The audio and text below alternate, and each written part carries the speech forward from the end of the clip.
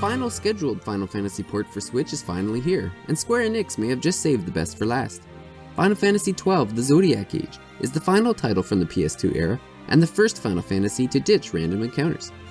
Considering the vast scope of 12, it's going to take a little while to conclude the full playthrough, and so our official review will be a little delayed.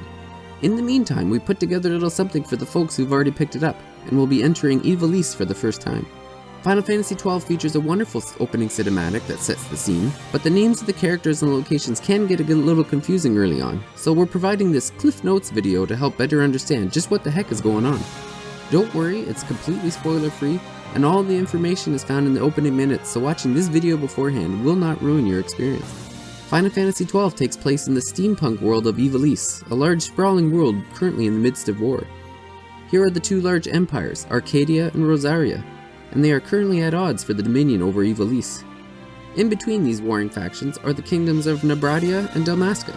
In an attempt to defend themselves from the advancing armies of Arcadia, the two kingdoms arranged a marriage between this guy, Lord Rassler, Prince of Nabradia, and this girl, Princess Ashe of Dalmasca.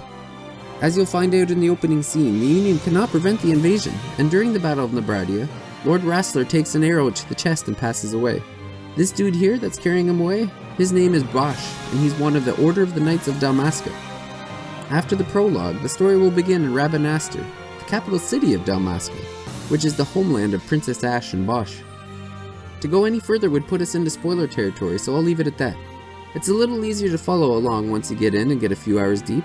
The characters are very memorable, so you don't have to worry too much about trying to remember titles and places. The only other suggestion I'll leave you with is to turn on the subtitles when you start your new game. The black bar at the bottom is on every cutscene regardless of the setting, and seems really out of place when there's no subtitles down there. I also appreciated the option to set A as the selector button if you're a Nintendo folk, or B if you're from the PlayStation world.